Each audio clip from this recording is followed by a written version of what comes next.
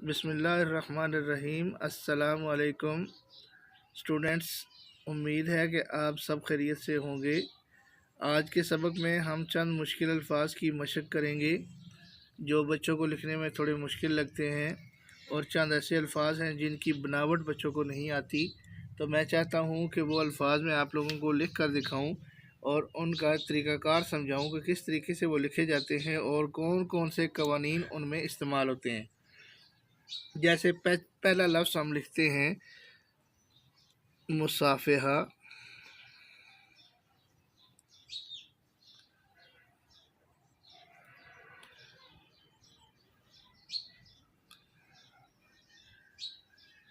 अब ये मुसाफ़ा करने का मतलब होता है एक दूसरे से हाथ मिलाना। इसी तरीके से अगला लफ्ज़ है इस्तकामत। सीन के 3 दाने बनाने के बाद आगे शोशा और ये स्पेस वाली काफ अलिफ का इस्तकामत।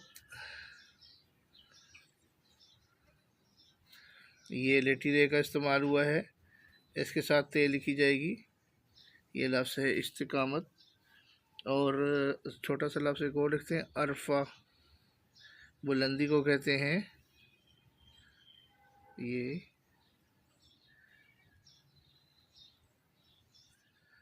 अरफा वाला का लफ्ज़ बोला जाता है बुलंद।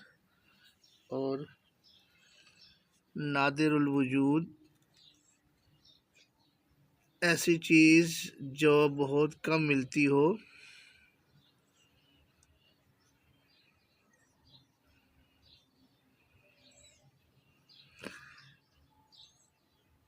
अब इसमें ये देखा करें कि कौन सा लफ्ज़ कहाँ से शुरू करके कहाँ पे लिखा जाता है। ये लाइन के ऊपर ही लिखे जाते हैं अल्फाज।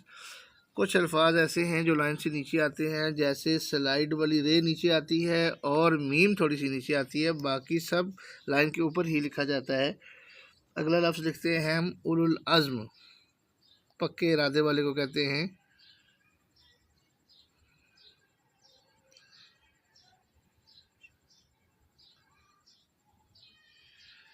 उलुल अज़्म मुसम्मम इरादे वाले को कहते हैं, जो पक्के इरादे के इंसान होते हैं।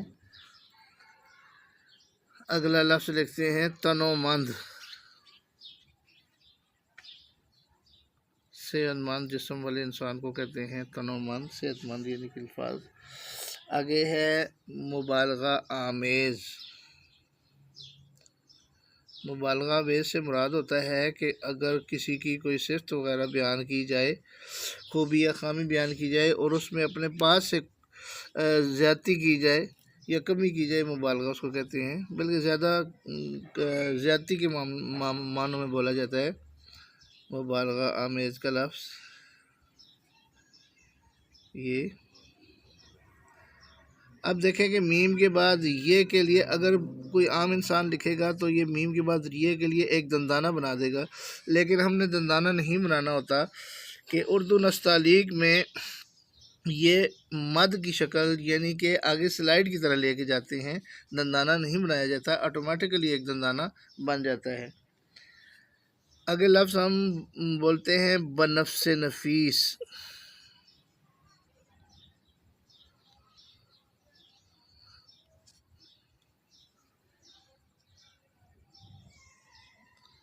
अब इसमें ये आ गया है तो उसके लिए हमें एक शोशा बनाना पड़ेगा।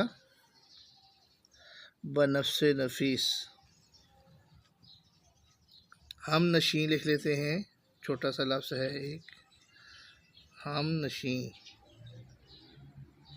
ये ऊपर शोशा बनेगा ये के लिए और फिर ये नून होना, हम नशी। आगे नागहानी मुसीबत लिख लेते हैं, अचानक जो मुसीबत आ जाए। ये नुक्ता मुदव्वरा का इस्तेमाल हो रहा है यहाँ पे। ये नुक्ता मुदव्वरा नंबर 1 है और यहाँ से ऊपर की तरफ ये नुक्ता मुदव्वरा नंबर 2 है। नागहानी।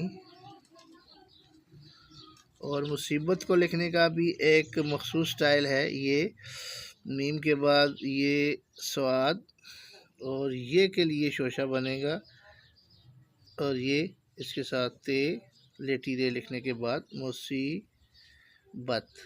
ये लफ्ज़ कंप्लीट हो गया है। तो मुसीबत की फॉर्मेशन सही तरीके से समझ लें कि बहुत ही आसान लफ्ज़ है, लेकिन कई बच्चे लिखने में गलती करते हैं। आगे लफ्ज़ लिखते हैं रईस शहर। अब रईस शहर जो है, शहर के अमीर आदमी को कह सकते हैं। अब शहर जो लिखना है, शहर, तो उसके लिए दो दंदाने के बाद ये स्लाइड नीचे की तरफ आएगी और ये रे, इसमें भी नुक्ता मुदव्वरा नंबर ये 1 और ये 2 इस्तेमाल हुए हैं। इसी तरीके से आखिर में एक छोटा सा लफ्ज़ लिख देते हैं सदका।